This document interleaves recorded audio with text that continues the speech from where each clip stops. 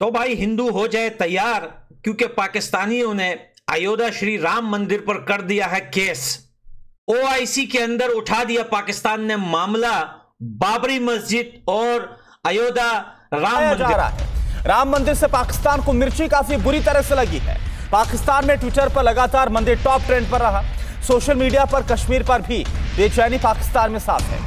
पाकिस्तानी नेताओं की जमकर बयानबाजी भी सामने आई। जब ओआईसी यानी 57 मुस्लिम देशों के संगठन ऑर्गेनाइजेशन ऑफ इस्लामिक कॉरपोरेशन ने अयोध्या में राम मंदिर निर्माण पर आपत्ति जाहिर करते हुए कहा, ओआईसी जो कि इस्लामिक कंट्री की एक ऑर्गेनाइजेशन है, ग्रुप है, उनकी तरफ से स्टेटमेंट आती है कि भाई वो राम मंदिर की जगह 500 साल से बाबरी मस्जिद थी, तो वो मस्जिद होनी चाहिए थी। भारत में राम मंदिर की तामीर और हिंदुत्व का मकरू प्रचार। पाकिस्तान ने मामला आईसी के सफीरों के इजलास में उठा दिया।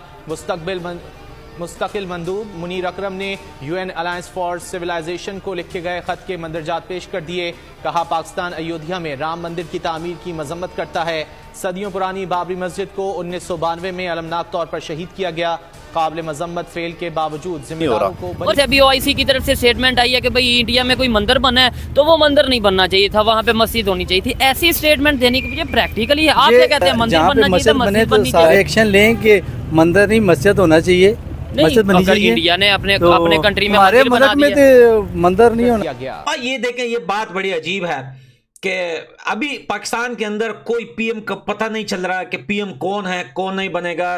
नवाज शरीफ टकलू आया तो था पीएम बनने के लिए, लेकिन सीटें ज्यादातर मिली है इमरान खान की। साजिश नहीं साजिश है, लेकिन सारे मुखालिफ है ना पाकिस्तान के, मुसलमान के। ऐसी क्या वजह के सारे कंट्रीज हमारे खिलाफ हो? नहीं, हमारे पास एटम है ना जी, एटम है ना, एटम के लिए तो वो सारा कर रहे हैं। ठीक है, नहीं तो और भी दुनिया में और भी कंट्रीज के पास जो पाकिस्तान के पास पावर है ना, वो किसी के पास नहीं है। हकीकत बात। हेलो, जय हिंद दोस्तों, एसपी न्यूज़ 91 में आपका स्वागत है। दोस्तों मैं आपको बता दूं कि पाकिस्तान कभी भी अपनी जो उसकी शरारतें हैं, जो उसकी बदी है, उससे बाज नहीं आता है। अब पाकिस्तान ने ओआईसी के जो 57 मुस्लिम देश हैं उनको भड़का करके ओआईसी में राम मंदिर के खिलाफ केस डाल दिया है। यानी कि अब जो अयोध्या में राम मंदिर बना था उस पर पाकिस्तान और ओआईसी ने मिलकर केस जो है अप्रूवल कर दिया है। उनका कहना यह है कि यहाँ पर मस्जिद थी और सभी पूरी दुनिया के मुसलमानों को इकट्ठा होकर के इसके हिंदुस्तान के खिलाफ आवाज़ उठानी चाहिए, इस मंदिर के खिलाफ आवाज़ उठानी चाहिए। जो कि आपने क्लिप्स में भी देखा किस तरीके की बातें जो है पाकिस्तानी मीडिया के अंदर पाकिस्तान के लोग कर रहे हैं, और वो कह रहे हैं कि पूरी दुनिया को एकजुट होकर के इसके खिलाफ आवाज़ उठानी चाहिए, वहाँ पर मस्जिद बनी चाहिए। लेकिन आप समझ ही सकते हैं ये सब पाकिस्तान है। पाकिस्तान जो है एक बार अच्छे से अपना इलाज मांग रहा है, बस इतना हो जाए, और ये जल्दी होगा। जैसे ही मतलब मैं चाहता हूँ कि एक अच्छा सा इलाज होना भी चाहिए, क्योंकि ये आप समझ लीजिए कि इसके दिमाग में सिर्फ़ और सिर्फ जहालत भरी हुई है। ये अपने आप को इस्लाम का ठेकेदार मानता है। आप सभी को पता ही है कि अभी अबू धाबी में भी श्री राम मंदिर का जो है बना है, जो कि हिस्ट्री में पहली बार, इतिहास में पहली बार दुबई के अंदर राम मंदिर 66 एकड़ की ज़मीन में वहाँ पर दुबई में बनाया गया है, जो कि वहाँ के शेखों ने बनाया है, मोहम्मद बिन शेख ने। और ये इसको देख करके भी इसको समझ नहीं आता, ये हमेशा अपनी बेइज्जती कराने पर लगा रहता है। अब इस पर आगे पाकिस्तानी मीडिया का रिएक्शन क्या है, पठान भाई क्या रिएक्शन देते हैं, क्या बोलते हैं, तो सब कुछ जानेंगे इस वीडियो में। तो आइए दोस्तों वीडियो को स्टार्ट करते हैं। अब इमरान खान जो है वो आपको पता है कि सेना के हाथों के नीचे है, यानी कि जूतों के नीचे है। आज सुबह एक नई न्यूज़ आई है दोस्तों कि सेना ने डील किया है इमरान खान के साथ कि माफी मांगो और वापस आ जाओ, पीएम बन जाओ। यानी कि अगर इमरान खान माफी मांग लेते हैं सेना से, तो सेना उन्हें उठा के वापस पीएम बना देगी, क्योंकि ज्यादातर सीट इलेक्शन में इमरान खान ही जीता है। लेकिन ज्यादातर पिट रहे हैं लोग इमरान खान के इलेक्शन के अंदर। बाकी पार्टियों ने, जैसे जरदारी हो गया, जैसे नवाज शरीफ हो गया, उन्होंने बहुत जोर लगाया, आर्मी ने भी साथ दिया, लेकिन कोई कामयाब नहीं हुआ। लेकिन बात यहां पे, अगर आर्मी इनको माफ कर देती है या इमरान खान माफी मांग भी लेता है, मांग भी लेगा, कोई बड़ी बात नहीं है। क्या अमेरिका इमरान खान को वापस आने देगा? वो बातें तो ये इस वजह से कर रहा हूं कि यहां पे बाबरी मस्जिद का केस लेकर और अयोध्या श्री राम मंदिर के ऊपर एक बार फिर से एफआईआर काटकर ओआईसी के अंदर उन लोगों ने दोबारा केस को जो है उठा दिया है।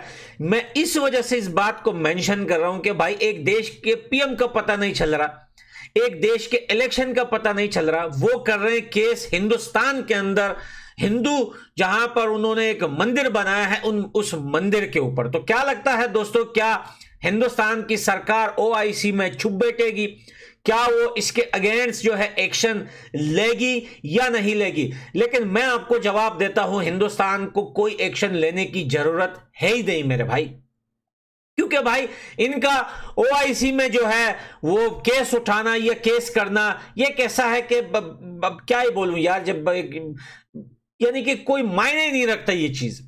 दुनिया पाकिस्तान को जानती ही नहीं है। अभी देखे दुनिया के अंदर सब यही बोल रहे हैं कि भाई पाकिस्तान के पीएम का पता नहीं चल रहा। एक बात कही थी नरेंद्र मोदी जी ने अपने स्पीच में बहुत अरसे पहले, कई सालों पहले, कि उन्होंने कहा था कि यार लोग बोलते हैं कि पाकिस्तान के साथ बैठकर बातचीत क्यों नहीं करते। उन्होंने कहा मैं पाकिस्तान गया भी था और मैंने पाकिस्तान के लोगों से मिलने की कोशिश भी की, लेकिन मैं वहां जिससे भी मिल रहा हूं वो अपने आप में ही एक सरकार है। मुझे यह नहीं समझ में आ रहा कि पाकिस्तान को चलाता कौन है। क्या पार्टियां चलाती है? क्या पाकिस्तान को जो है वो ये जो पॉलिटिशियन लोग हैं ये चलाते हैं, या फिर वहां की सेना चलाती है, आईएसआई चलाती है, पुलिस चलाती है, अमेरिका चलाती है, जो है ब्रिटिश चलाती है? समझ में कोई नहीं आता पाकिस्तान को चलाता कौन है। ये अब उठकर हिंदुस्तान के ऊपर केस करेंगे और हिंदुस्तान के ऊपर एफआईआर काटेंगे, और ये अब कोशिश कर रहे हैं कि श्री राम मंदिर जो बना है उसको एक बार फिर से तोड़ दिया जाए और वापस उसकी जगह मस्जिद बनाया जाए। दोस्तों ये एक बहुत बेवकूफ, कहते हैं ना कि बेवकूफ लोग जो दुनिया में बहुत होते हैं, लेकिन कुछ बेवकूफ ऐसे होते हैं जिनको लगता है कि यार हम दुनिया के सबसे बड़े होशियार, ताकतवर, जहीन, एजुकेटेड लोग हैं, लेकिन दुनिया में सबसे गिरे हुए बेवकूफ लोग वही होते हैं।